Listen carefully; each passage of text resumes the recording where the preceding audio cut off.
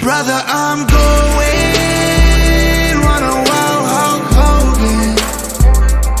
If I like it's a moment, I'll make sure it's an explosion. Cause lately I've been seeing stars, trying to kick out on this short course. But it's no holds barred, middle fingers like I'm Stone Cold. Well, what is up, everybody? We are back with the Slapping Meat Wrestling Podcast. I'm WeTooDeep. That's DJ Wavy D. We're gonna discuss the fallout of Elimination Chamber, discuss that event, and much more. But before we jump into that, I'm gonna change up the little show notes for me. We got a special message from founder of the Junkyard Media Group, Junkyard James. So we're just gonna play it. We're gonna play it.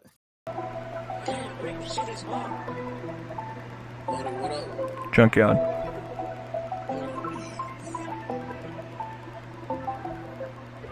As we head to WrestleMania season, that's a reason to fill your shopping carts with all the merch you be needing.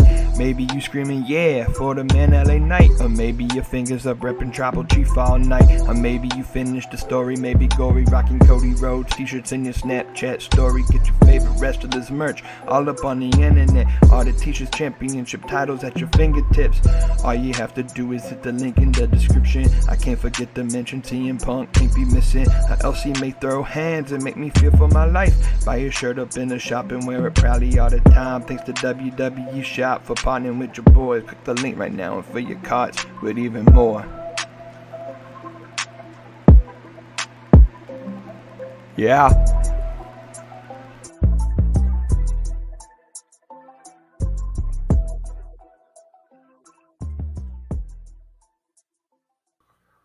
Okay. Yes, sir. So just like you said, so we have the QR code.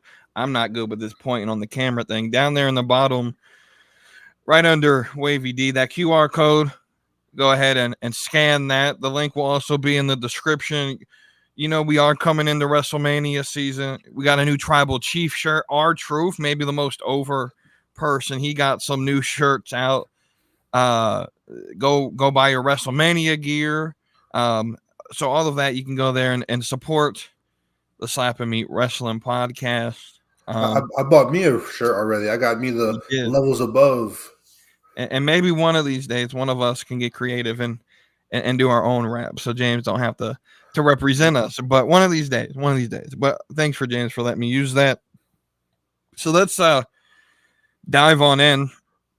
Before we talk Elimination Chamber, though, we're going to start with the segment Let's Get Cookin'. And we're going to fantasy book Damage Control. We're going to let Wavy D have control of his girl Asuka and her team Damage Control in this fallout from Bailey. Where does Dakota Kai play into it? And just like last week, he'll give his play however long it is. I'll give how I'll book it, and you guys can vote for who you think is the best. All right. I'll let you start. So I was fantasy booking this before Elimination Chamber, but Elimination Chamber kind of switched up my plans a little bit because initially I was going to go down the path of Bailey's not quite sure where to turn. She has no friends. She feels iffy about Dakota Kai. So I was thinking about her going down and try, the enemy of my enemy is my friend, and try, mend some past trauma and try to recruit Belair. You know what I'm saying? Because deep down she knows Belair is a good person, even though Bailey and Belair haven't had the best relationship. You know what I'm saying? Because Bailey is constantly jumping her over the past couple years. But Elimination Chamber ruined that. So I think Belair is going to go on to face Tiffy Stratton at WrestleMania. I think that's kind of what we're looking at. So the easy way out is that we do Bailey with Dakota Kai in her corner, faces EO. But then I don't see the Kabuki Warriors getting too involved because I see them having their own match at Mania. I see them having a tag match against two, still be determined. I think Shayna and Zoe deserve a shot at the titles at Mania. I think they've been dominating over on Raw, and they deserve to hold the titles for a little bit.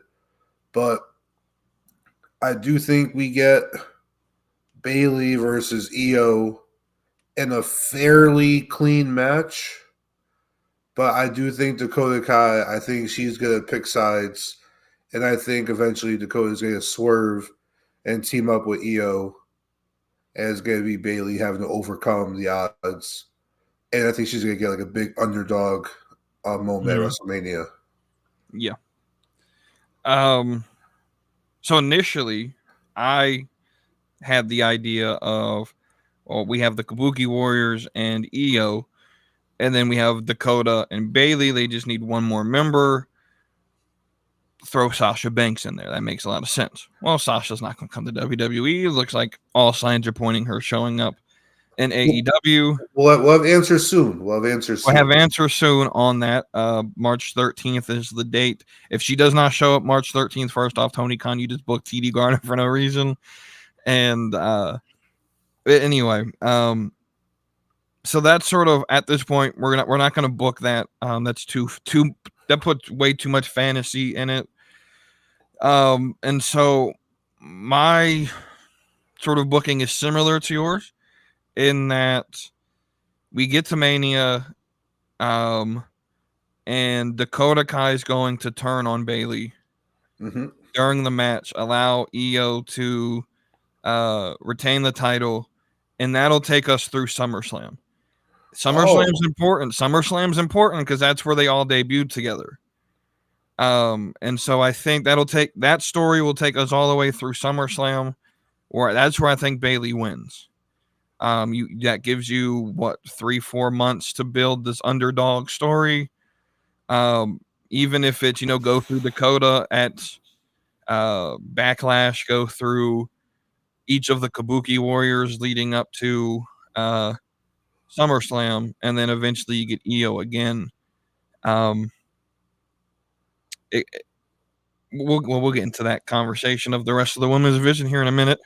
But yeah, I really think I think that'll be the story. I think this is going to be a longer story to get us through the summer, because it really is the only thing going in the women's division so far on the SmackDown side, outside of maybe one or two other people, which we'll talk about in the fallout of Elimination Chamber.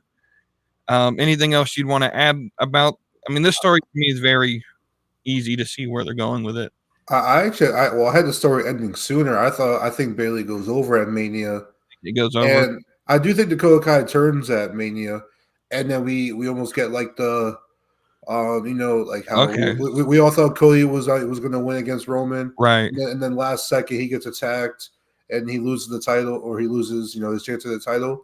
I think Dakota turns last minute, turns on Bayley. And the crowd thinks, oh, here we go again, and we're dead in the water. But then I think Bayley gets that that kick out at 2.5 or whatever, right? And then she defeats the odds, and she So you have yours happening like pretty soon. I have mine a little bit more long term, but basically the same story. Well, it sounds like we both have Dakota turning at Mania, but we just have a different outcome. Right. So with that, let's go into Elimination Chamber, and I have no intentions of talking about every match because there's not much to talk about, honestly. So I did put sort of 3 categories: our overall grade of the show, who our top performer is, and then what we would consider our match of the night. And then there's something that sort of came to my attention here recently about the match or the show that I didn't even realize that contains to Dominic Mysterio that we got to talk about. And so we'll talk about that first. Apparently during was the tag team match with Dom was out there, they blacked out the front row. Now, I don't know when it was live if it was blacked out, but it definitely was. It was, yeah. It was. Yeah. So from people that we know that were there, plus other actual reports, I think Snuggles in the CWC was there, I believe. Yeah, he was. And he told us, plus other people that I follow on X/Twitter, whatever you guys want to call it, have confirmed that that the entire front row that was blacked out were basically giving Dom the middle finger. Mhm. There were Dom is a fuckwit chants, Mhm. and a whole bunch of other things going on. And so what I really want to talk about is there's so many people, especially on the sort of IWC AEW fan base, that act like WWE mutes Dom's mic or they're piping in sound. This dude has nuclear heat. Yes. I don't think they like you've been in an arena with Dom. I've been in an arena when Dom is there. Like it's not piped in. Like this is legitimate heat. And it's almost surprising to me because we don't really see this type of heat anymore with our heels. And I just want to put some. I want to give Dom his flowers. Like he's taken this role, and like he's a lot of people wouldn't be able to deal with this and being this level of bad guy. So what would you like to add about the sort of idea of Dom? You know, he needs to be, praised for this character work. Yeah, his character work is amazing. He's getting booed. I've been there twice. I've been at shows twice since Dom initially turned on Ray, and he's getting booed out the building. I was there when he got booed on Raw. I was there at NXT Deadline when he was getting booed both times. The arenas booed him out the building. Dom, like those, like, if you think his game like pumped in like the front through the speakers. No, Dom is getting legit boos from the crowd. All right. The Aussies, you know what I'm saying, are great people, but they are rambunctious people. And yeah, I was seeing that like the first 5 rows, like this whole section was flipping him off because he was doing crowd work. He was getting like a couple notches below like Dudley Boyz in ECW heat. You know what I'm saying? Where like the Dudley Boyz were spitting on people in the first row. But no, he's getting serious heat. And also the great thing about Dom is that multiple reports, multiple superstars say that like he plays his role backstage. You know, say he's a good guy backstage. He's not too big for his britches. He knows that, he's not the most skilled guy in the ring. He knows that he's not the greatest superstar. Like he knows that like he's not trying to put himself in big like world title pictures. Like he's not, he's a humble guy backstage. He's doing his thing, keeps his head down, he works, he gets better every day. So Dom, what it sounds like he's a good guy backstage. He's staying out of trouble. He's doing the right thing, just like his dad. His dad was always a great guy backstage. Right. High praise from everyone. And we've had this question a couple of times on the show, at least that I can remember. Like, what does it take to be like a WWE superstar? How do you make it long and have like a long career? Do exactly what Dominic is doing. Can you play your character? But when you get behind the curtain, can you just be a normal human being who acts right? There's so many people who get in this business who just the hype gets to their head and they go out and they do stupid shit. And they're, in the 80s, 90s that worked, but like it's not going to work now with the internet where if you do stupid shit, it's going to be exposed. And you're just, people don't want to deal with like a locker room that has that bad apple in it. So, yeah. The only thing I would add is Peacock. Come on, we can't. The chants need to be like the blocking out of all the chants. Like I wanted to hear the chants. That adds to the character that Dom is. People legitimately don't like this dude. And even if you do like him, like I go in there and I'm conflicted. Like I want to cheer for Dom. He's one of my favorites. Same. And so like, but you understand that like it's fun to boo him.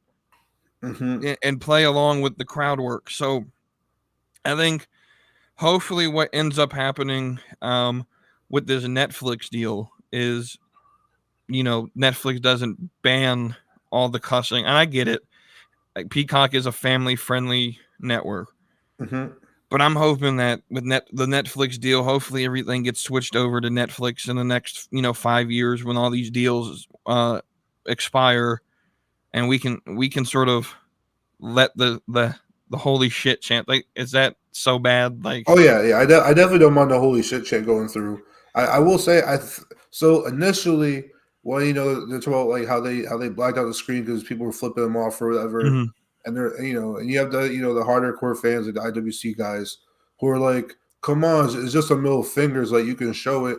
But then like the reason WWE is so smart and ahead of the curve, in my opinion, is because if you think about it, if like these 10 fans go in and they flip them off and they're getting camera time, like look at me, I was on TV for flipping Dom off.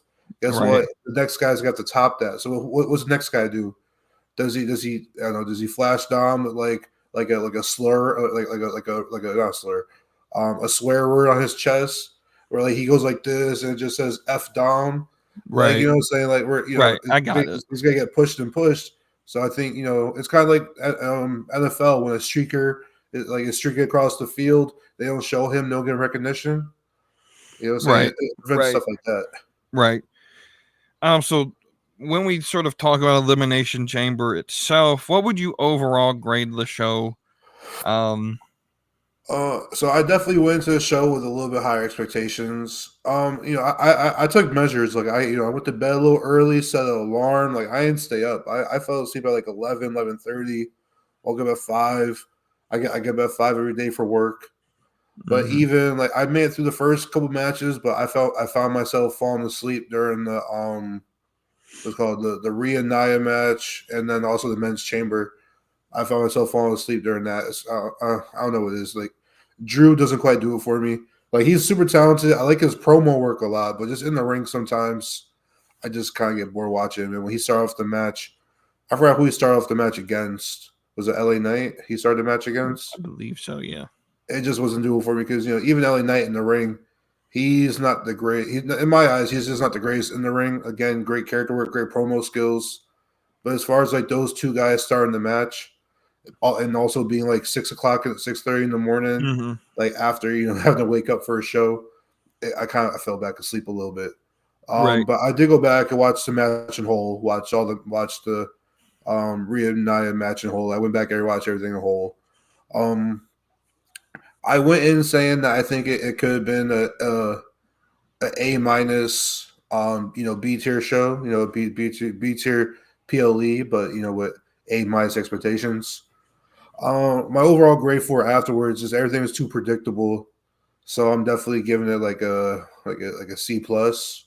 I felt like as far as in ring work, everything was done well. Like I ain't seen any crazy botches that I can recall.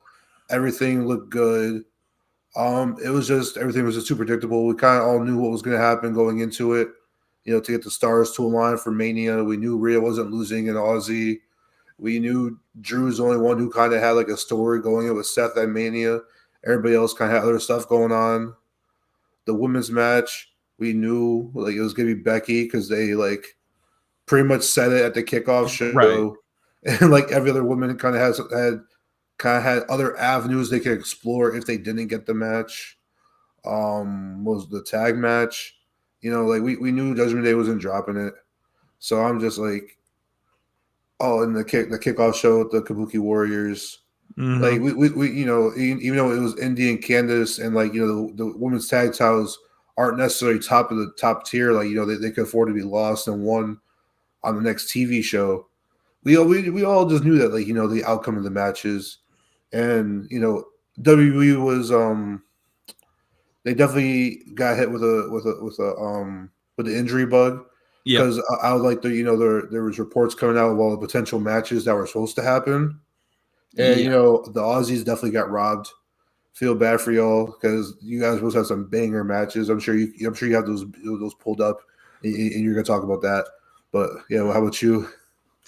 So I'm gonna be a little bit fair. I'm gonna give it a B minus because of sort of the situation behind it. You did mention sort of the matches we could have had.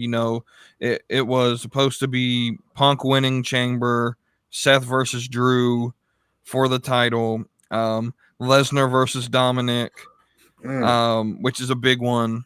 Trying to remember the other ones we lost. Cody, I don't think Cody was in a match. I don't remember. It was just gonna be Cody on the Waller effect, right? And I think Rock was supposed to be on the Waller effect as well.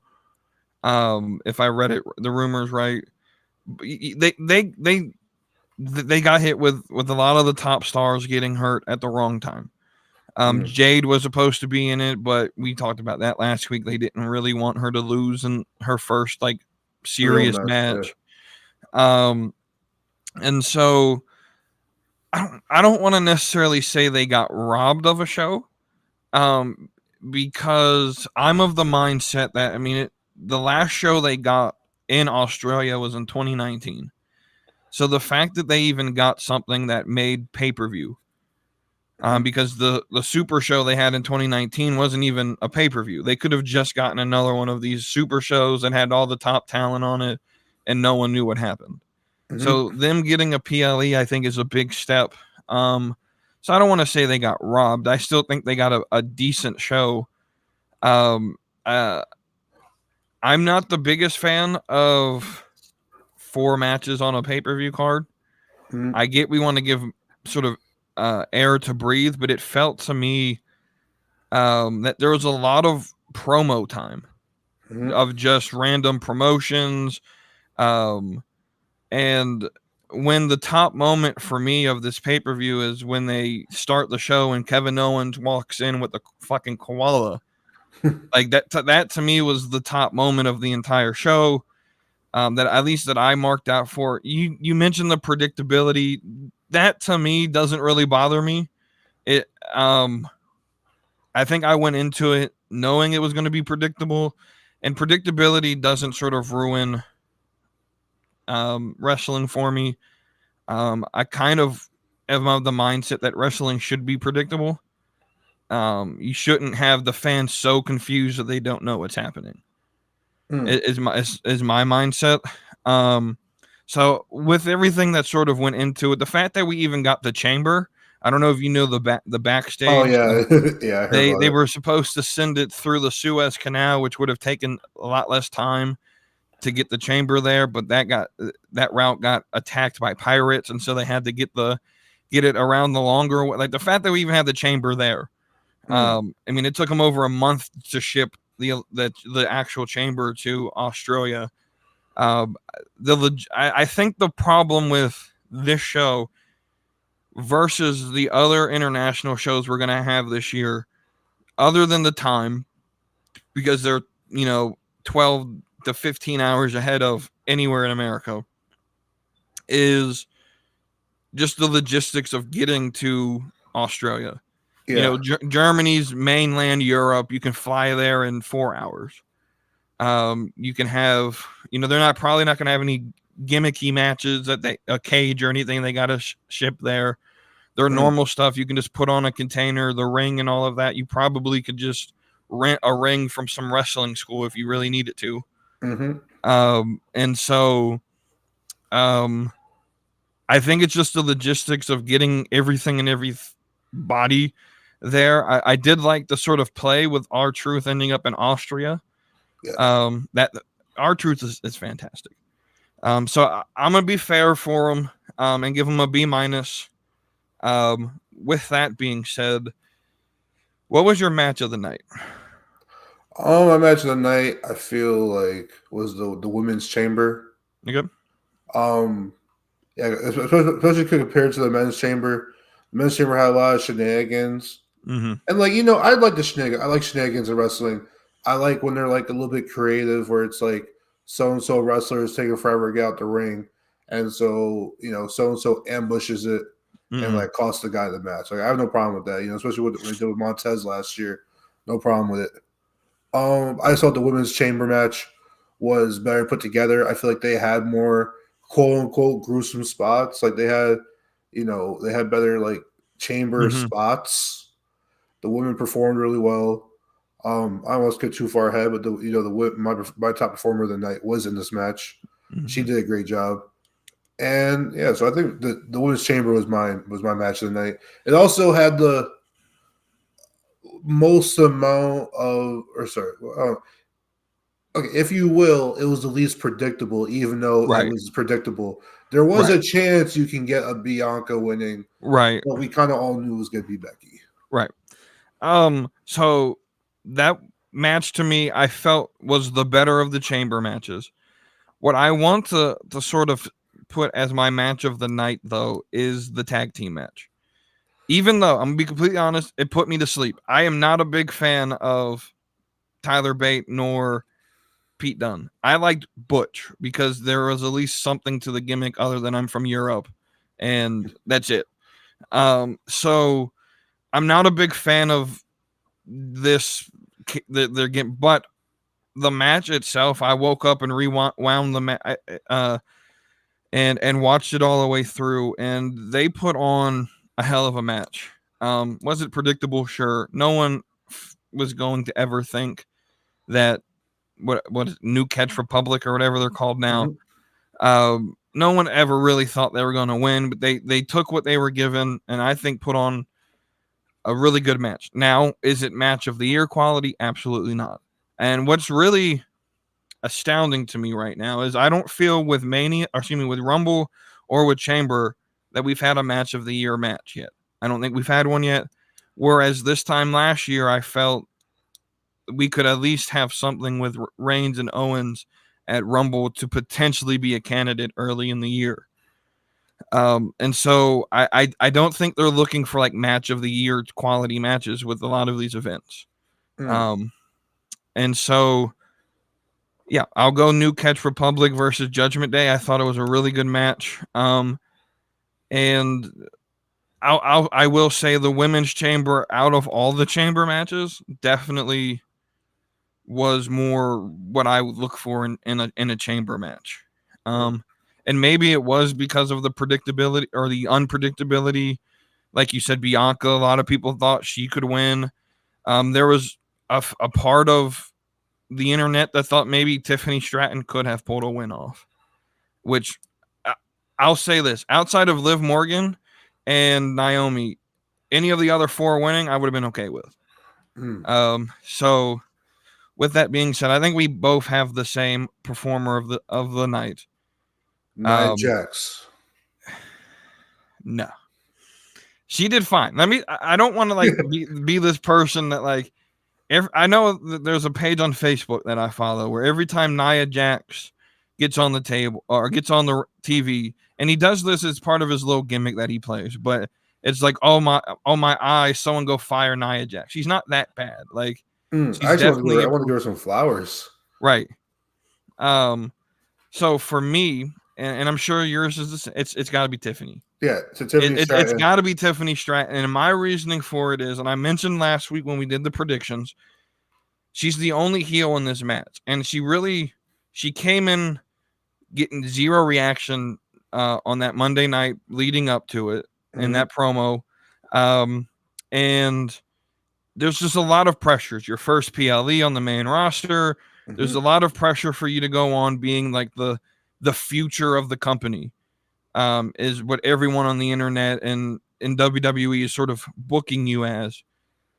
And for her to go out there, and from her entrance, the minute her music played, she walked out of the curtain. She played her role perfectly, and she went in there. I think she's the only one that really got on the pods and did anything from the high risk. And I really think they did a very good job letting her shine. And I walked out of this match 100% behind giving Tiffany Stratton a championship right now. I think she could be world champion. I want to talk about this sort of conversation we had in the CWC Discord of a mid-card title in a minute. But Tiffany Stratton needs to be champion sometime in the next like 6 months. What would you say about her performance? I definitely think Tiffany was performer of the night. Yeah, she hit the spot off the top of the cage. She has some just good regular wrestling. Character work was good. Like you said, she went from getting no reaction on Monday to being the only heel in the match, and she got the loudest cheers from the crowd. And I know you're not a huge fan. You like to say you boo the heels and you cheer the faces, but like Tiffany could be a face. Right. So even her response, she said, "I lost. You guys didn't cheer loud enough." There's a sort of a fine line you could play with some of these gimmicks where I think Tiffany could be cheered. It's similar to like Roman Reigns now, where like he's so bad that when he gets cheered, it plays into his character. Mm. And I think Tiffany's sort of that same gimmick of Roman Reigns, of like just an egomaniac who thinks they're the best thing, they're the center of the universe. Mm. And so when you cheer her, it sort of feeds into that heel persona. And so I'm fine with it with if it makes sense for the character. But coming out and like cheering Dominic Mysterio, personally, to me, as fun as it is, like as much as I want to cheer him, I think because of how his gimmick is, you have to boo him. Mm. Cheering him makes no sense. So as long as it makes sense with the character, I'm fine with them cheering Tiffany. And I kind of expect, again, with it being a overseas crowd, they don't really follow the traditional rules of wrestling anyway. They just do whatever they want to do. So I kind of expected it, but yeah, I would have been cheering for Tiffy all day. Yeah. All day. So, even though Tiffany is my competitor of the night, I do want to give a little bit of flowers to Nia Jax because Nia had a good one-on-one match with Rhea. I saw people online were giving her some hate for the table spot. And they're like, look at her, not dropping Rhea right on the table. I'm like, well, first of all, did y'all not watch the match? Are y'all just watching this 5-second clip of her giving the Samoan drop onto the table? I was like, first of all, Rhea's the one who set the spot up. You know what I'm saying? Rhea's the one who took off the top of the table. It's her job to wipe the monitors off, because literally what she tried to do was, after she took the top off the table, I think she tried to suplex Nia or something. I forget what she tried to do. Nia reversed it right into a Samoan drop. Right. So Nia, in the action of the moves and the action of the match, had no chance to clear the table. That was supposed to be Rhea's job. And so they tried to blame that botch on Nia, which was totally unfair and not right at all. But Nia, since being back, she has done little to no botches. Right. The only botch she really has is sometimes she doesn't hold on to the rope when she does the bonsai drop. Mm-hmm. But also when she does hold on to the rope, it makes the move look so weak. Yeah. So I feel like, if Yokozuna can get away with doing the bonsai drop and not really hurting anyone, right? I think Nia can get away with it. You know what I'm saying? You're a wrestler. You know what you get into. Be tough with that spot. You know what I'm saying? Also, I don't really think Rhea was that hurt from that spot when that happened months ago. I think she was playing into the actual story. Right. But man, Nia's been good. She's been doing great character work. Her matches have been good. The only spot that I thought looked a little sloppy was when she was like on the rolling chair and tried to do the elbow drop onto the table. I thought that move looked a little stupid. But other than that, she's been performing really well since she's been back. So I want to give some flowers to Nia. Right. And I'm gonna make a joke here. There is nothing as sloppy as the same night during Elimination Chamber, Tony Khan, you put on a match where this motherfucker took a Famouser in the middle of the ring and somehow jumps up and flips himself over. I'm sorry. Yes, I saw that. I'm sorry. But I couldn't tell. Was that Warlow or was that someone else? I couldn't tell. That was some random jobber. I don't know who the hell it was. I was say he was. I couldn't tell who it was. I know the dude who hit it was Ryan Nemeth, who hit the move, and I don't know who it was who flipped it over. But that's like your typical indie selling. Like I laughed when I saw it. I was like, you're going up against a pay-per-view that is mania quality in terms of production. The big outdoor arena with the big Mania set, and you're gonna put on an indie laugh fest in competition and think that people are gonna watch it. I question that company sometimes. But back to Chamber, you mentioned Nia, really good performance. My second place in performer of the night was Rhea Ripley's shorts, because the cake was showing and that could have gone very bad. Like, I don't know if Rhea changed her gear, because I don't remember like just out there like it was. She had friends and family in the audience. She had maybe her old like middle school, high school crush was sitting in 14th row. You know what I'm saying? She had to cake it up a little bit. No complaints. But Rhea Ripley, this entire event was about her, and that's all it was.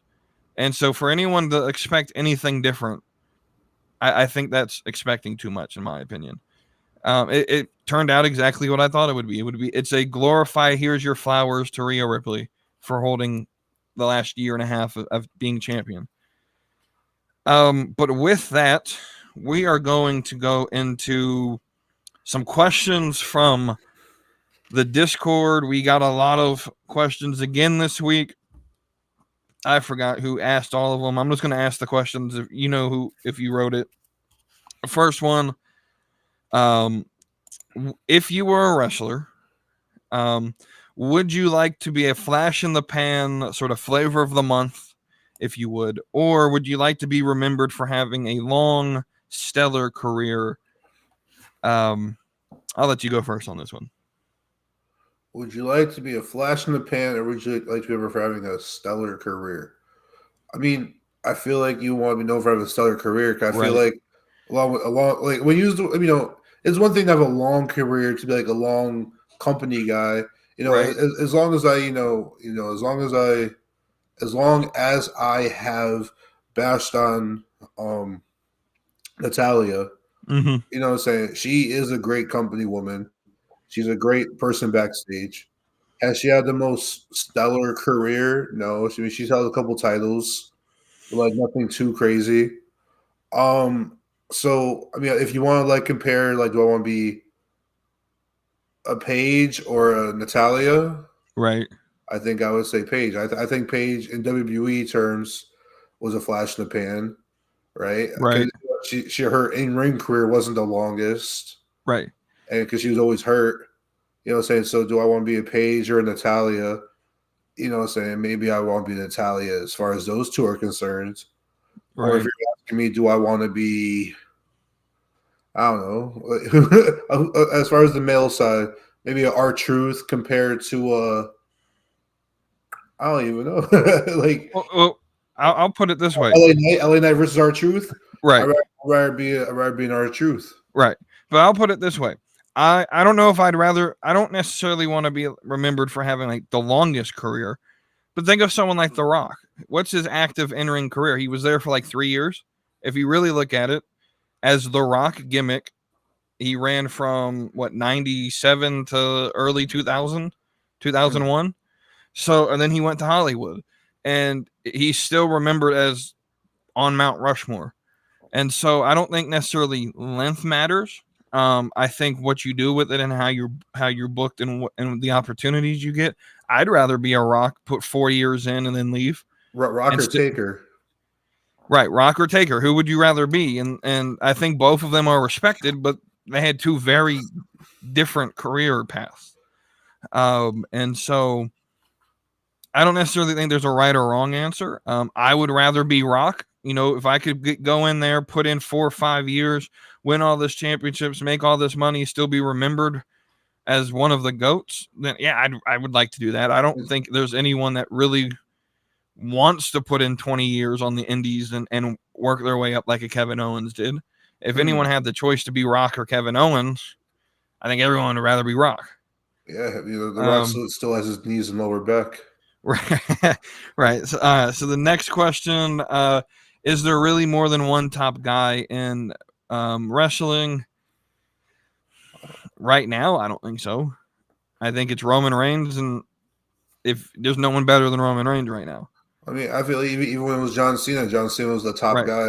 Right. You know what I'm saying? You got your top guy, then you got your main eventers, you got your upper mid card. It's a pyramid. You know what I'm saying? Right. Cena, Randy, Edge, Triple H. Then it goes down and down. It goes down, right. This next one, this is from the Witters, and he gives us 3 different all very hard questions. Very hard questions here. Push or fire. So you're pushing one and you're firing the other one. The first one, Montez Ford or Xavier Woods. I'm pushing Montez. He's still, I mean, he's been around for a while as far as like you talk about years. Right. But like he's still young in terms of WWE years. Right. Xavier Woods, long career, TNA Impact, WWE. He's been WWE forever too. Mm-hmm. And so like Xavier's had a long career. He has ventures outside WWE. But like, if I'm a promoter and you're telling me I either gotta, essentially what you're telling me is I gotta sign one, and if I buy WWE, I can only keep one of them. I'm Right. keeping Montez. He has the future Right. ahead of I him. think- He has the star power. Like, Right. I think Xavier Woods is really good at character work. I mean, he's part of what made early New Day very fun to successful. watch. Right. However, when you look at potential, Montez Ford, I hate to say this because I don't want Angelo Dawkins to go anywhere, but they need to break them up. I'm sorry. There needs to be a breakup. Montez is being held back right now. And think about a year ago at Elimination Chamber, Montez Ford proved he can go solo. And at sometimes it's just the business where that tag team partner, think of Shawn Michaels, Marty Jannetty, right? Marty Jannetty was holding back Shawn Michaels. I think in the same way, Angelo Dawkins is sort of holding back Montez Ford. And without a doubt, if you're picking Woods over Montez Ford, I personally think you're making a wrong decision. Yeah, so especially at this point in their careers. Right. The next one I think may be the hardest. Yeah. Trick Williams or Wes Lee? Okay, so if I'm WWE, I'm taking Trick Williams. If I'm TNA, AEW, GCW, if I'm any other smaller promotion, I'm taking Wes Lee. Because Wes Lee, so he can talk. He's not a bad promo guy. He can talk. He's great in the ring. I'm not huge on his finisher because half the time that he barely makes it look like he connects. But Wes Lee, amazing in the ring. He's a good talker. He's a fighting champion. The crowd's behind him. But again, if you're going for WWE, you know, as much as we say that, even over the years, like they're breaking the look.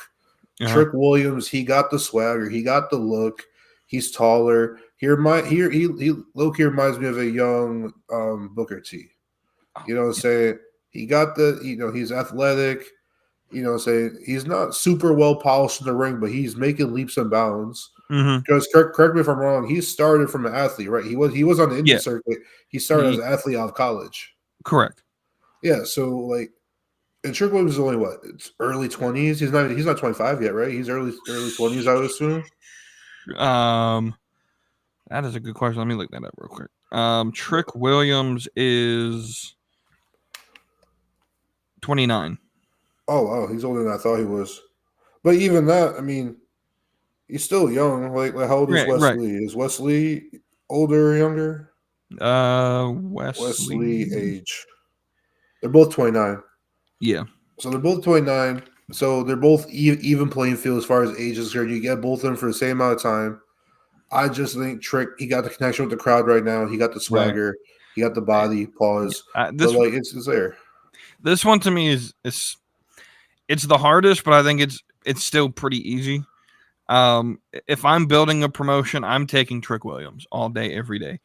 Not to say Wes Lee, like that promo where he talked about, his injury and he's leaving for 12 months. Like, bro had me in my feels. Right? He can connect with the crowd. He's not bad. I think I know a little bit more about him because I watched him in TNA with the Rascals. And so I did not like him there. That whole gimmick was just stupid to me.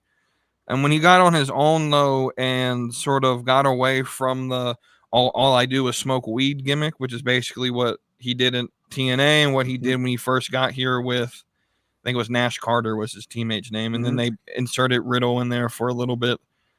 I think once he got away from that and really just focused on being like that fighting champion, I connected a little bit more with him, but without a doubt, it's Trick Williams. The dude he screams potential, and money. And as a promoter, that's really all you should be really concerned about is who can connect with the fans and who can generate you the most money.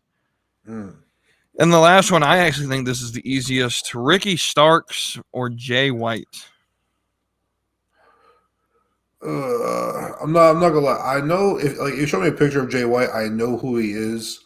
I'm not as familiar with Jay White's work because most of it was done in New Japan. Mm-hmm. You know what I'm saying? He's on AEW, and like I see glimpses of him on AEW. Again, I'm not the biggest AEW watcher. I try to catch it, what I'm saying? If anything, I have it on the background while I'm doing other stuff, so I see it. And also, since I started my new job, I have no time to watch TV anymore. Right. I come home, watch YouTube, and lay in bed and fall asleep. So I barely watch WWE at this point. I watch it. But so yeah, I know Jay White is the better in-ring talent. So I know he can do a million moves. You know what I'm saying? But Ricky, as far as like, he connects with me a little more because he screams more sports entertainer. Right. So again, if I'm coming from the WWE aspect of, I'm in charge of WWE and you're gonna be two people to sign, I'm taking Ricky over Jay White, even though Jay White's the better wrestler.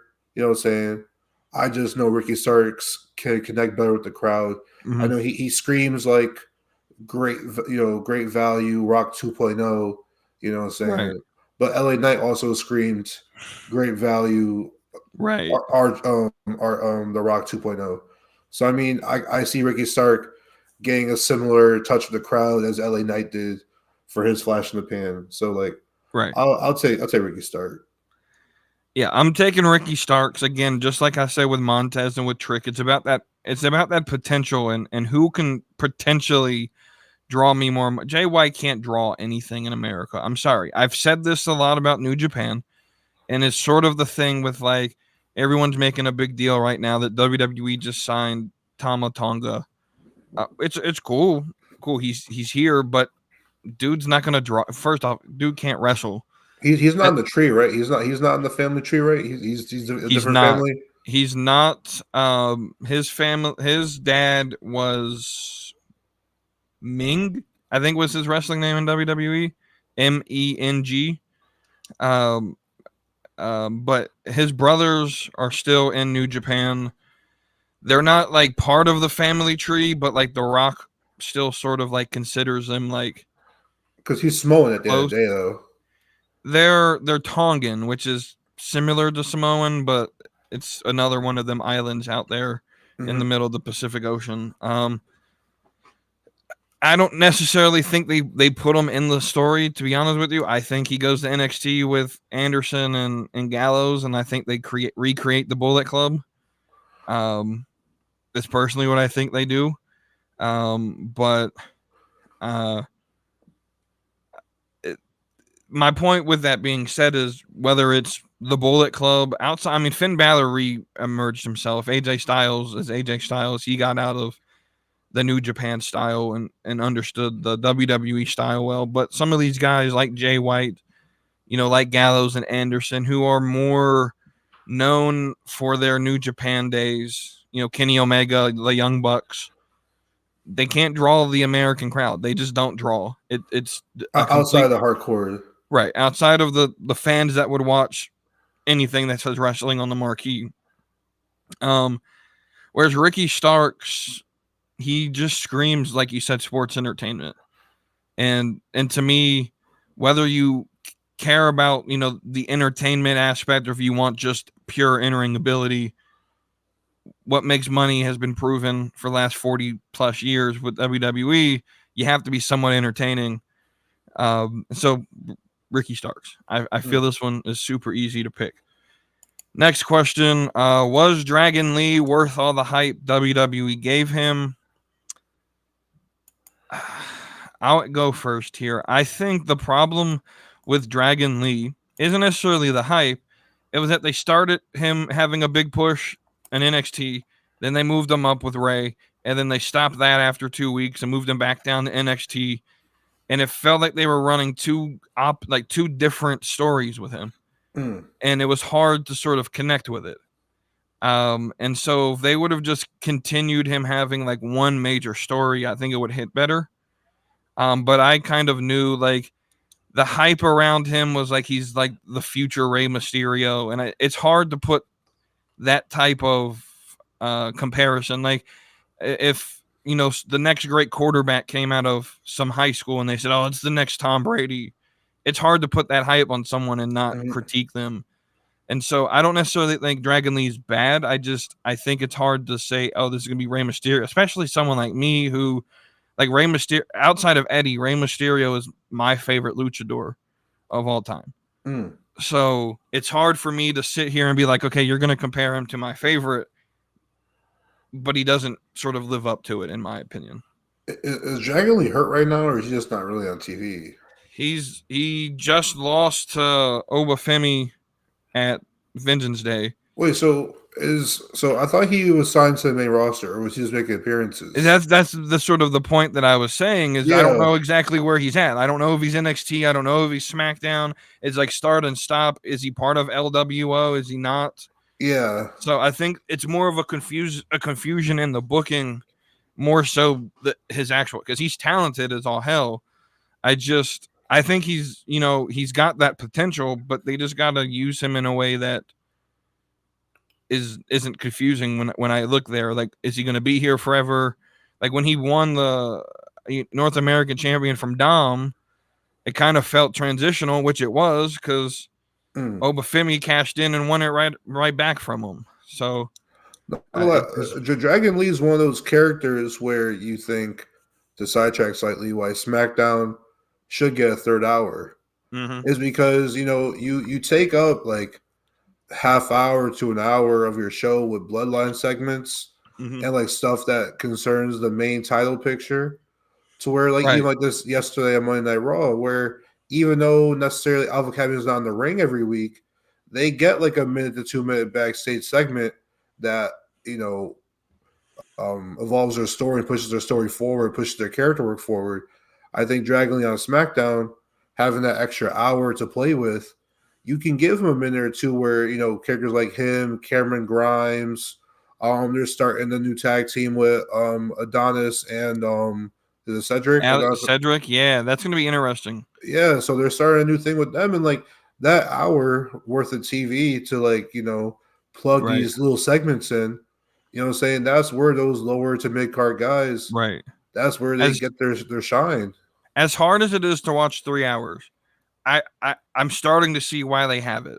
Because like you said, when you take a half an hour for the Bloodline and a half an hour for Bailey and Damage Control, and then a half an hour for KO Theory Waller, KO Theory Waller, Logan Paul, LA Knight, you just reached the top 10% of the roster and you have 15 minutes left. So it's really hard to get that mid card booked. Yeah, so especially when you got these new talents that you're signing on SmackDown, like Braun, Tiffany, it's real difficult, and so possibly Jade. Right. Next question. Are y'all getting 2K24? Are you getting 2K24, and if so, what match game mode will you hop into first? Before I really let us answer, this comes off of the DLCs finally being released. And let me tell you something. WWE, you've put me in a conundrum. I mentioned this in the Discord. I'm in a conundrum here. And that is, I really want this game, but I don't think I'll play it because NCAA football comes out this year. And I'm telling you, when I get that game, I am getting it the day it comes out, and I'm not playing anything else the rest of the year. And so it's early, but do we know if the NCAA is going to have a connected dynasty mode? So, like, say if me, you, and James all took over colleges. I don't know, but if we do, I've got a whole bunch of friends that want to do connected dynasty. So I really hope they have it. And I'm super hype about this game, and I'm not even kidding. Like, I don't want to spend the $100-something because the DLCs for this game for the season pass look like the best that they've been in forever. You get Pat Mac. The fact that we're gonna get Boston Connor and the rest of the crew in this game, like. I'm not gonna hold you. I'm not sold on the DLCs. I know you're super sold on the DLCs because you like using a lot of the older talents, a lot of the legendary talents. Right. I can really care less about the legendary talents. I think the current day guys. I'll say this. I'll be honest with you. Outside, I feel like the older people, like I think they have Sensational Sherry and like Terry Funk. Those guys should be like, hey, go buy yourself some VC and go purchase or play and win. Hey, you beat this, you did this little mission, and you can win them. I feel like that should be like a play, something like that. But really, the only DLC I really care about is Pat McAfee, the rest of his crew. Jade, which I feel like there's still time to put Jade in the game. Yeah, as the a only base reason half these character. guys are there is because they got there late. That's the reason Right. half these guys are Punk, DLCs. I can tell you right now, Post Malone's my world champ. No, I'm kidding. That's the thing. Like, I just so do we know if it's okay? So I know it's DLC. Like, how much does the WB DLCs usually go for? Okay, so if you buy the season pass, which is what I recommend, if you're contemplating, go ahead and buy the middle edition. So don't buy the one with Cody Rhodes on it, unless you want Cody Rhodes on the cover. Buy the one with Jade and Bianca, or not Jade, Bianca and Rhea on the cover. That comes with the DLC or the season pass. The season pass is the best way to go. So whether you buy the base edition or don't buy that 40 years of WrestleMania shit. None of that matters unless you play the online mode. Buy the middle edition. It's like $89. That comes with the season pass, and you get all the DLCs with it. If you want to just buy the Cody edition, buy the season pass. Don't buy each DLC individually. The season pass is like $30.99, and that comes with every single DLC. It's expensive. Wait, so is their season pass similar to Fortnite, where like No, you buy the season pass and you unlock characters as you play? no. So what happens is let's say I buy the base edition that's 69. What's it like $69.99 or whatever now. Yeah. And then I buy the season pass on top of it, which is like $30. So I pay $100. I get the game in the season pass.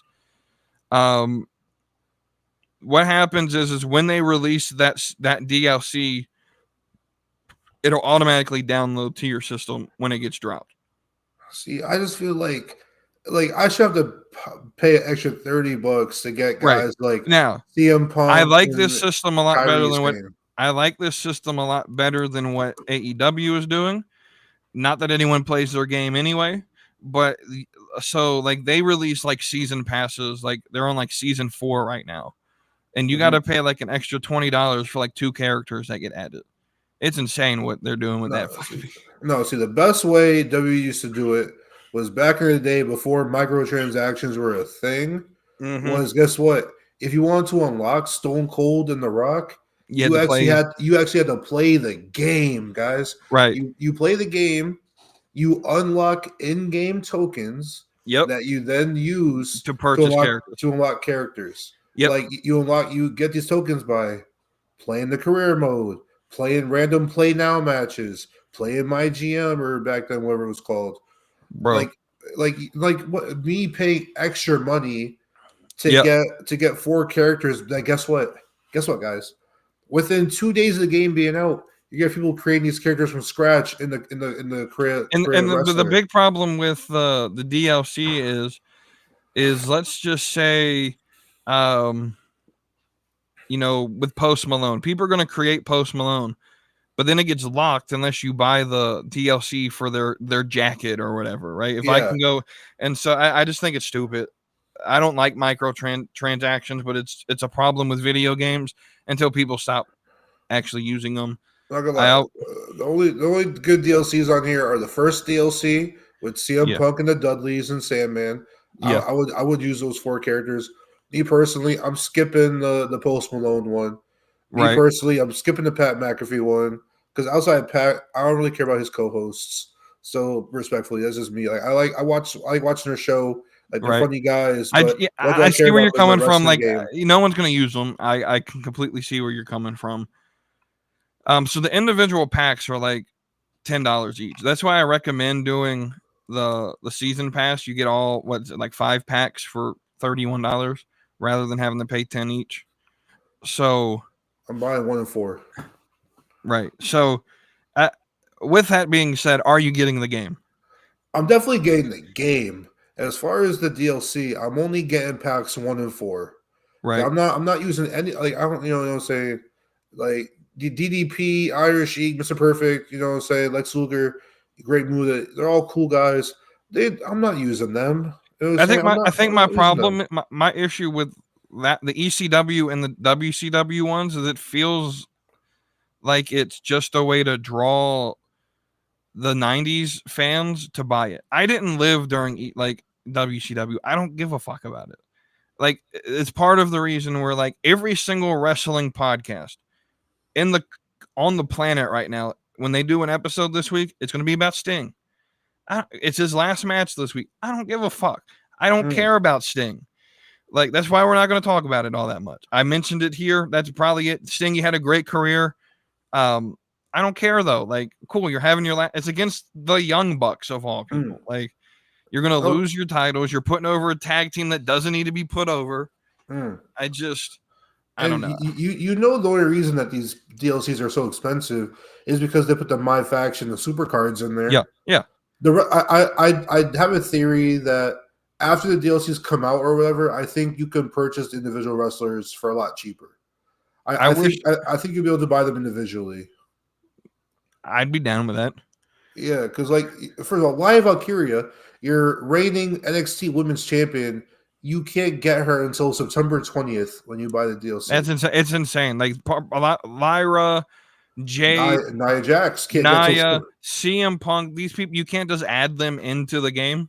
Like, at least like you do patch updates all the time. Let's add them in the game. Like, why I gotta pay for them? Like,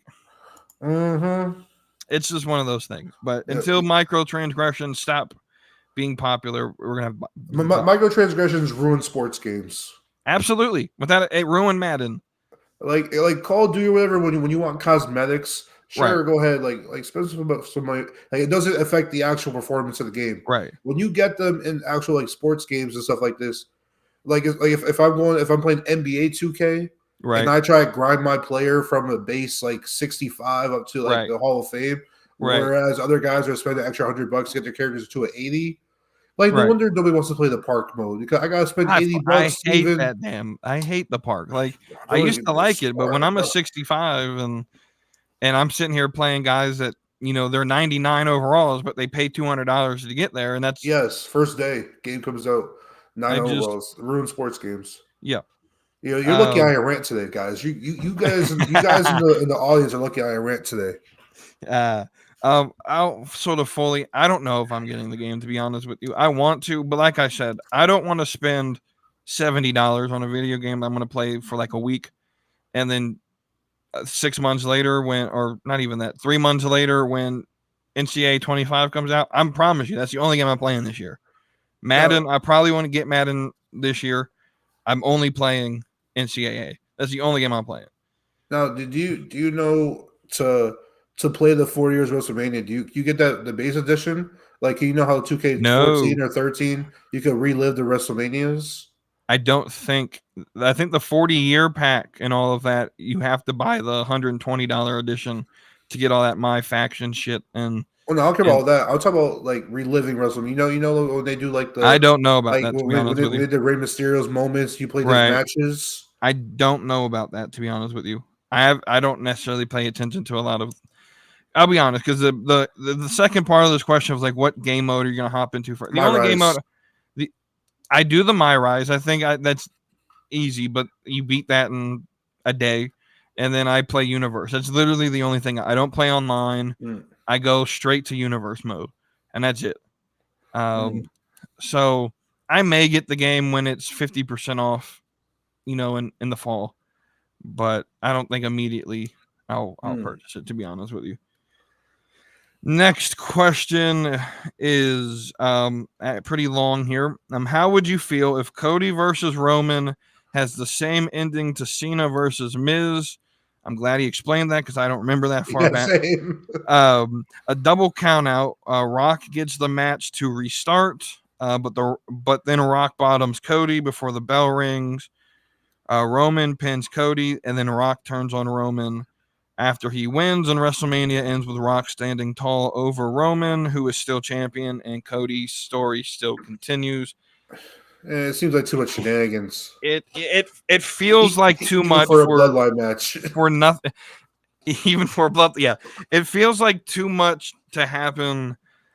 That doesn't need to happen. I think I like the idea.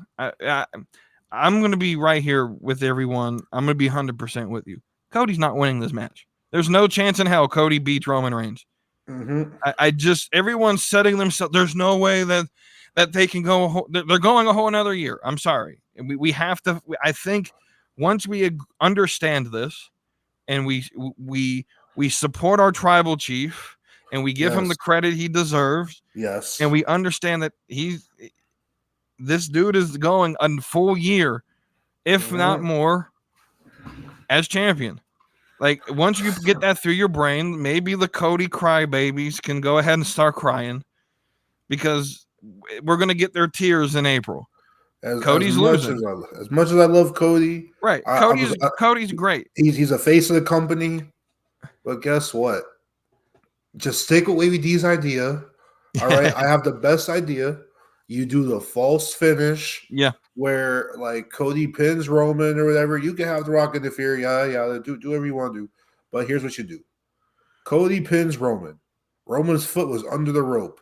So Cody stands tall at the end of WrestleMania with his hand in the air, crying over the title, kissing the ring mat, whatever. Guess what? Next night on Raw, you reverse the call. Okay, ultimate dusty finish. Cody's reign isn't recognized, just like his dad's wasn't recognized. And guess what? You get the moment of Cody standing tall, and Roman keeps the title, and then Cody's screwed out of it again. But you could even play the official sort of story Cody Rhodes is telling as what the story is goes back to 1977 when his dad faced Billy Graham, and Billy Graham got counted out. And because you can't lose the title, because championship advantage, play that same story. The same thing that happened to his dad. Roman, either leaves the ring or he gets knocked out. Maybe, The Rock turns on him outside of the ring, and Roman gets counted out outside, and Cody, in the moment thinks he won, and then they say, well, Roman's still champion, and Cody then can continue the story that way. Either way, Roman's walking out of here your Universal Championship. No, the only problem with that is I just think Cody's character is too smart for that. It'll make him look real stupid if he thinks he won the title off a count out, given that he's trying to relive his dad. He's trying to do right by his dad, who lost to a count out. I get it. I feel I like your idea. I'm 100% behind your idea. WWE. You can steal it. All I want is he's giving you credit. He's giving you credit. All I want is my loans paid for. All right. All I need is $60K. You know what I'm saying? Loans paid for, and you can have my idea and any idea for the rest of the year. WWE, take it. But yeah, this idea here of this double count out restart, I think it's too complex for what the story needs to be. Next question. Who do you think is the GOAT that has never won a championship? He put in each division. I don't know what he means by this because I never got a clarification. So I'm just going to assume he means men and then women, because I'm not going through every Intercontinental champion who never was Intercontinental champion. That's so who's the best male superstar to never win a championship in your opinion? Yeah. All right, so like the world title or any title? The best male superstar to never win a world title. Let's see. Here, come back to me. You go first. Okay. Come back to me. This is something I haven't really put much thought into it. This one's tough. Trying to sit here and think of who hasn't won the world title yet. I'm just gonna take a cop out and just go with Dusty Rhodes, because we had this argument in the CWC chat, and I'm not gonna call out names or anything. Where there's somebody who's like, Dusty wasn't even all that good, and I'm going to disagree with that. Dusty Rhodes was on the same level as Ric Flair in the 70s. And so he should have at least won a title in WWE.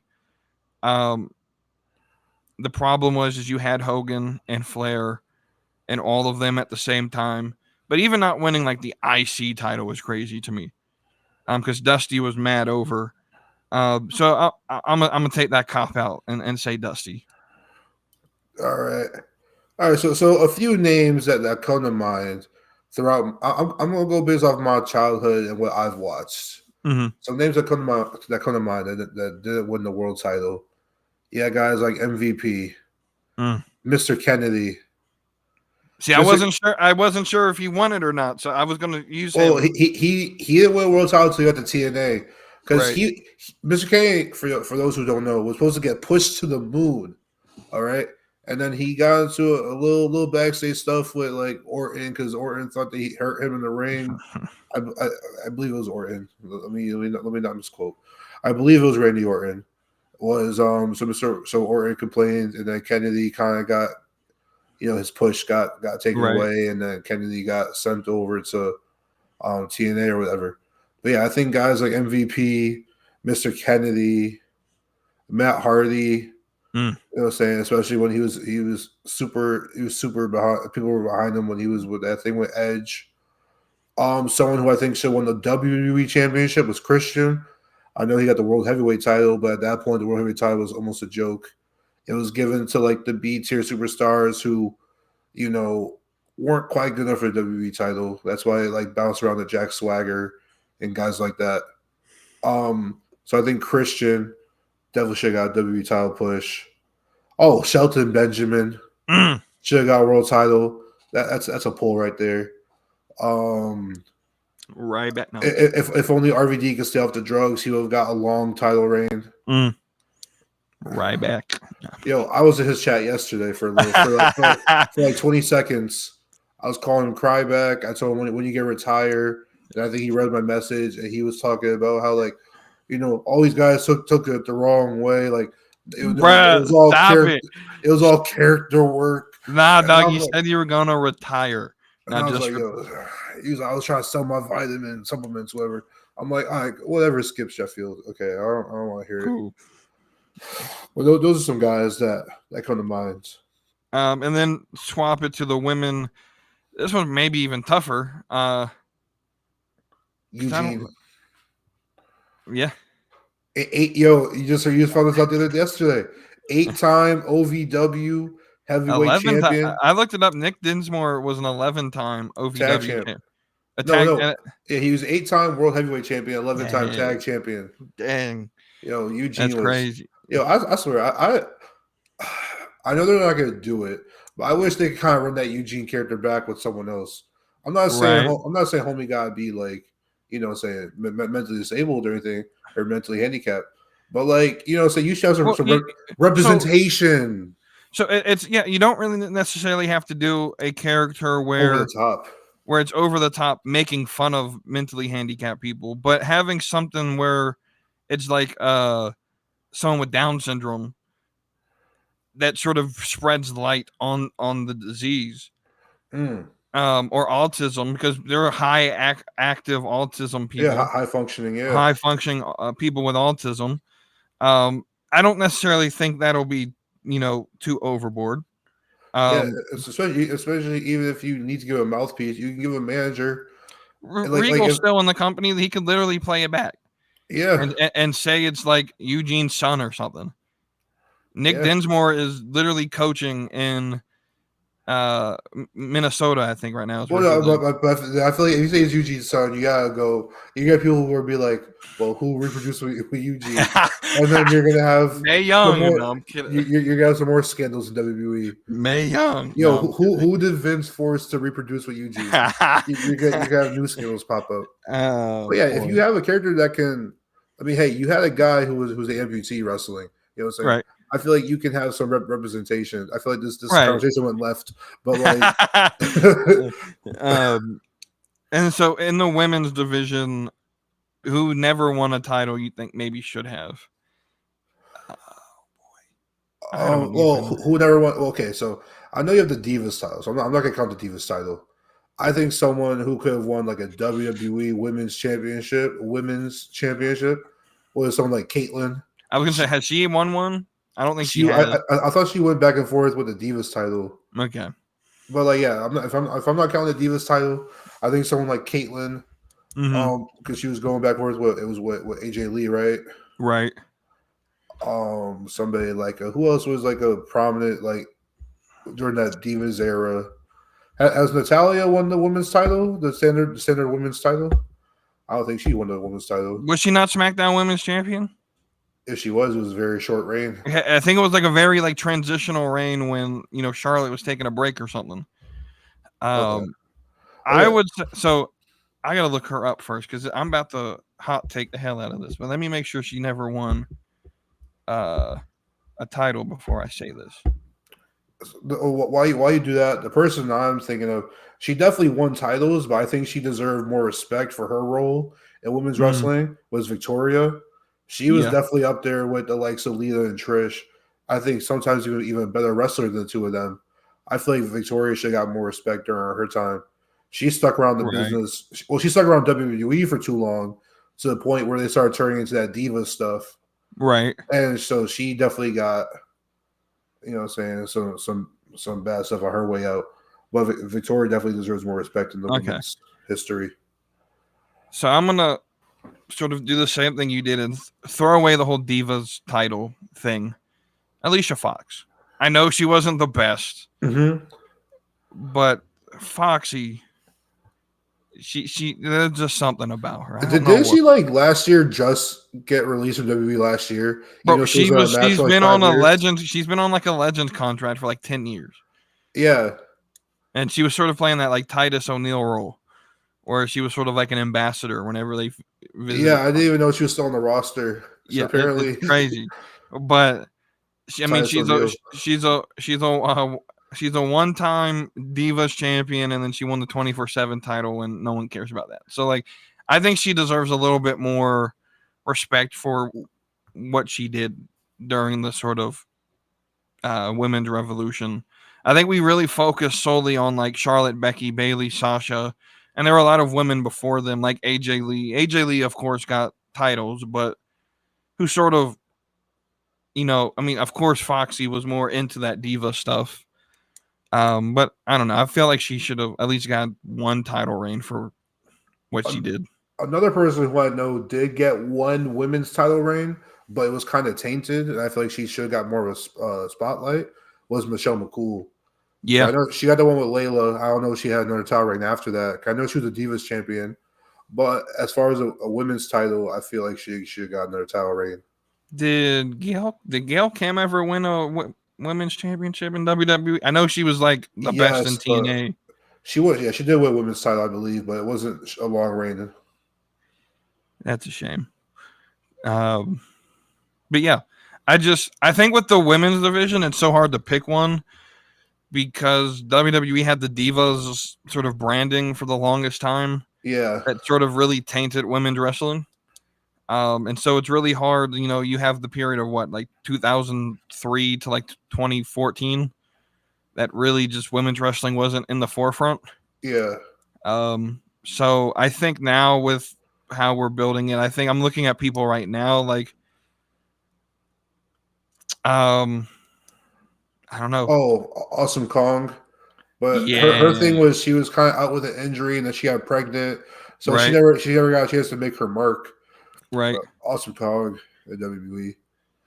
Moving forward, next one is: do you think that Seth and Becky both take L's at Mania and go away for a while? Yes. I see them both losing, yeah. Yes. I don't know if they go away for a while, but they're both taking L's. I can definitely, if anything, I think Becky might get written off a different way. I think Seth just gets written off for surgery and time off. Becky might have to actually write her off in some way. Even if it's like Nia Jax attacks her or something like that. I'm trying to think of. Yeah, so just take her on a stretcher, say she has back pain, and just give her 6 months off. Right.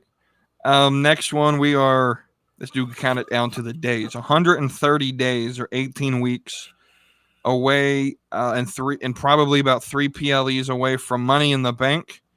When does Damian cash in? Whenever he wants. He has until Money in the Bank. I feel like people are blowing it slightly out of proportion. Because they were saying this back in January. Mm-hmm. At that point, we still had 6 months. Right. At this point, we still have 4 months. Right. And you have 2 nights of Mania. You got You got what, Payback or Backlash, whatever is after Mania. I think it's Backlash, and then that's in late April. We'll probably have the first Saudi show in May, and So, then you got time, and also they're teasing that he might cash it in on Gunther. right. So that's going to be sort of my answer here. Is I feel Money in the Bank, first off, has grown stale because it's its own pay-per-view and no one cares about it. Put it back on Mania, and I think people will care. Yes. But secondly, this idea that you can only cash in on the world champion really limits the person who wins it. I don't see why you cannot have that, the winner be someone like, please don't do this, but Cedric Alexander, and then have him cash in to win the Intercontinental Championship. I think it, first off, it allows more people to be in the match that wouldn't traditionally be in that match. And imagine if, Damian Priest won that title and then showed up, on NXT and cashed in on, Ilya Dragunov at the same time that Dom was running that. I think that would have given Judgment Day a better reason to be on NXT if there were two people with titles down there rather than Dom just making random visits. I think it would have also sort of created more buzz for NXT a lot earlier than they recently have gotten.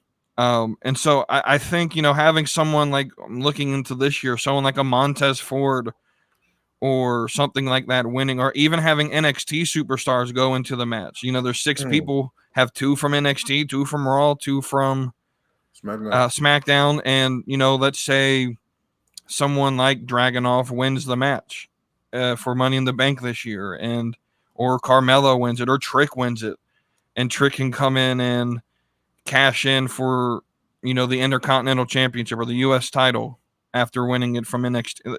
I think allowing more potentiality for like surprise and who they cash in on, rather than thinking, oh, Damian has to cash in on Seth, but Seth is in this storyline that has nothing to do with Damian. And he's definitely not going to cash in on Roman. So, like, I think if you allow it, whether it is Gunther or Logan Paul or anybody on NXT, and we sort of get in this mindset of he can cash on anyone, I think it would make the gimmick feel better than it is being presented right now. I think the last few cash-ins have really been pretty shitty as well. With Theory, wasn't it before him was Otis, but then Miz took it? Yeah. So it's sort of run its course, and you got to do something to revitalize it. I'm also not a fan of like when they do it for the women a lot, especially is when cash they in win the it, same night, and they cash in the same night or like the next night. Right. And like they don't really plan long term for the women. They just were like, okay, here, just go out there and cash in. Like, we're not thinking long term about it. The biggest thing is I hate when a face wins it because it's a heel gimmick.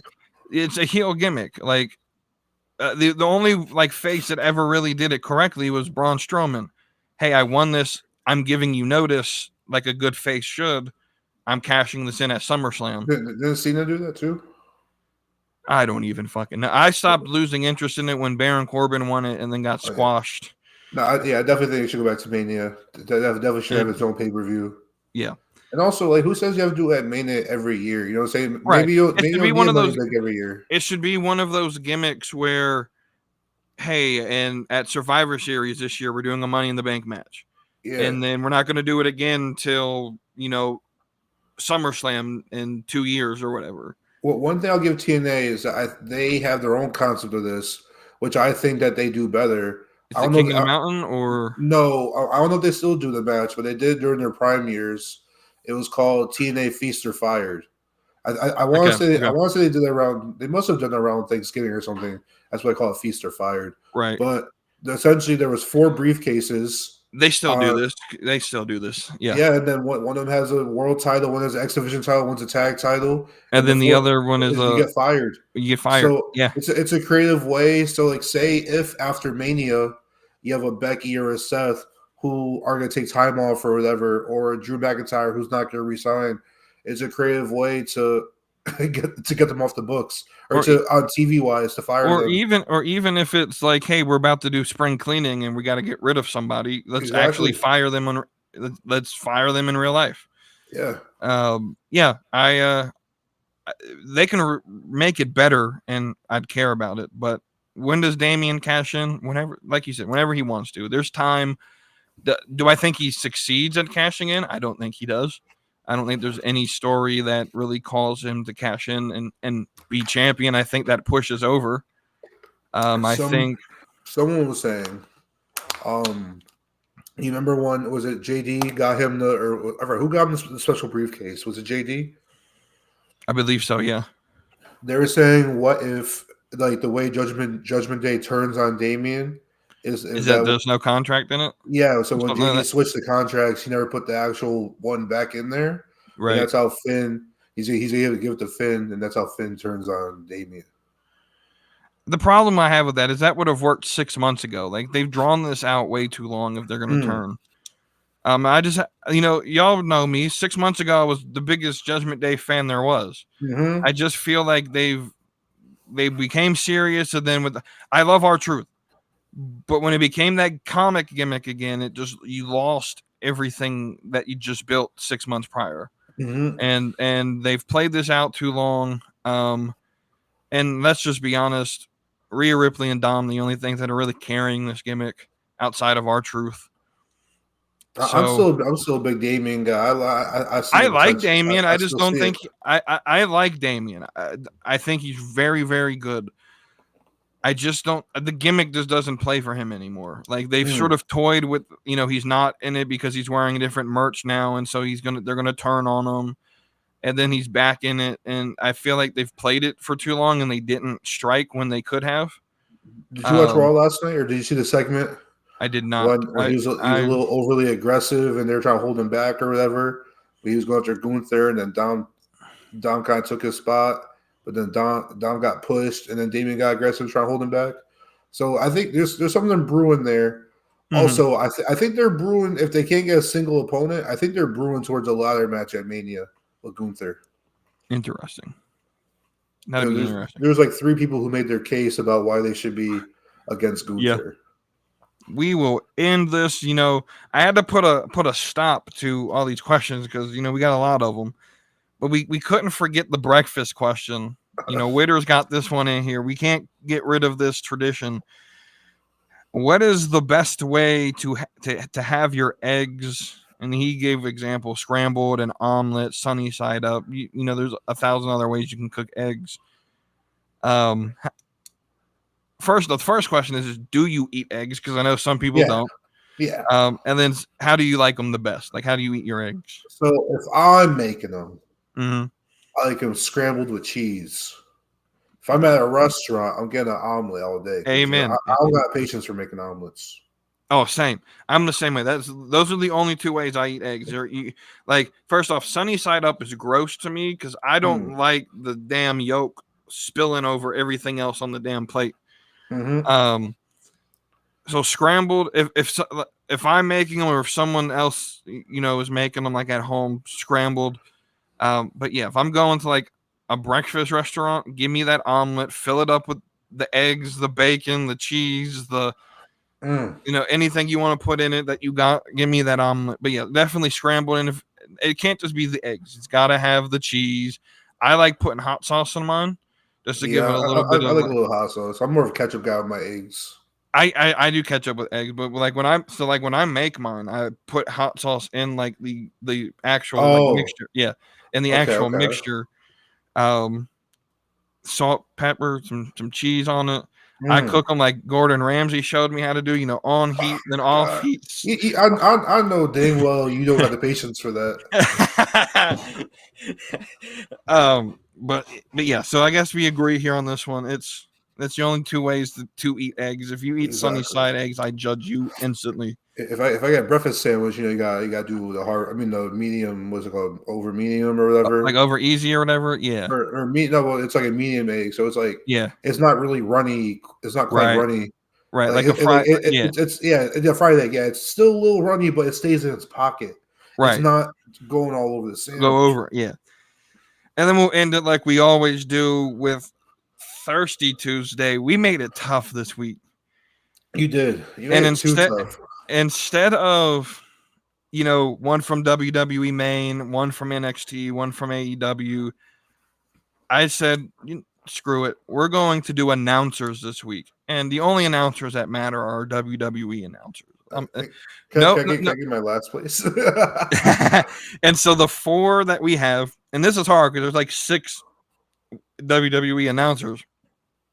We got Kayla Braxton, Jackie Redmond, Kathy Kelly, and then we can't forget Samantha Irving.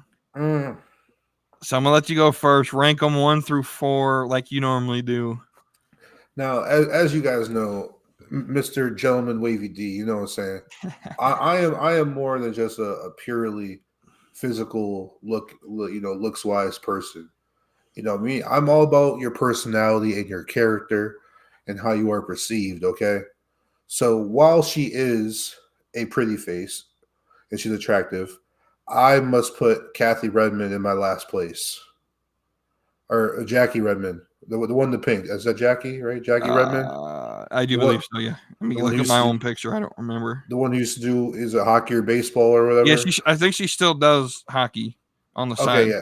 So for those who aren't familiar, okay, for my boy Mr. Tesk, you know what I'm saying, co-founder and current guy, leader of the Straight Shoe Wrestling show.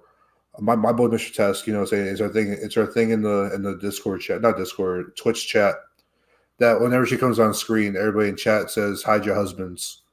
Because, you know what I'm saying, she has been known in her past to,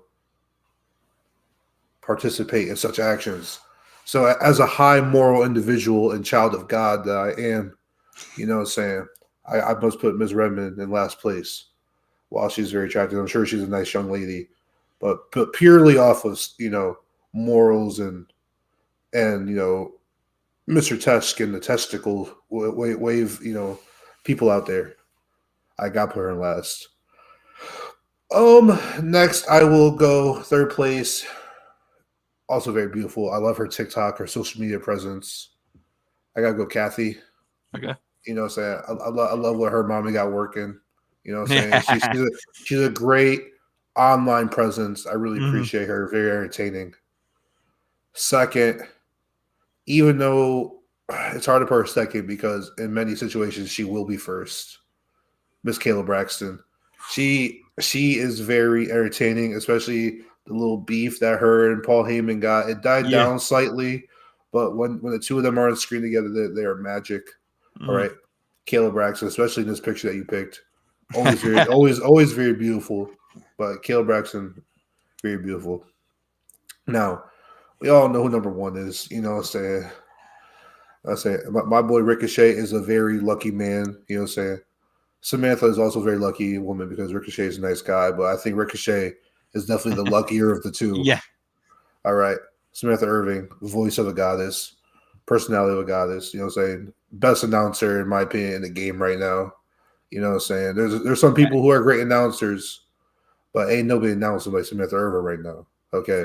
Facts. So Samantha Irving, you know what I'm saying? She got that Alicia Keys, Beyonce glow to her, you know what I'm saying?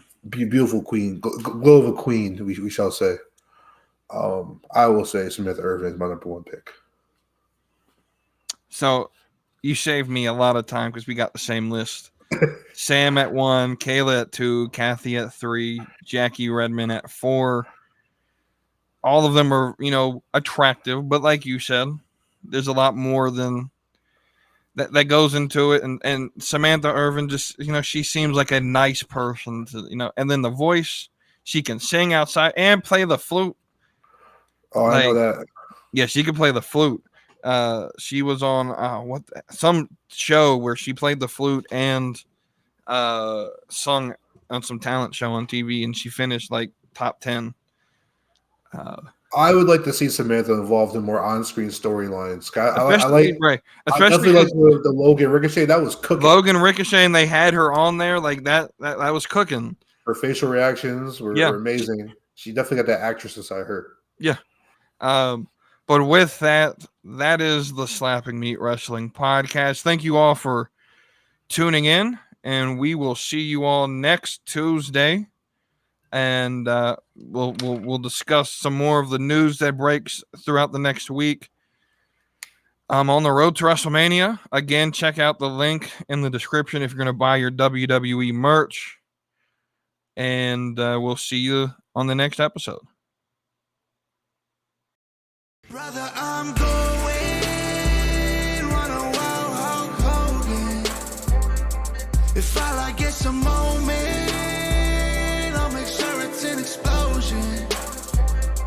Cause lately I've been seeing stars trying to kick out on this chokehold. But it's no hope.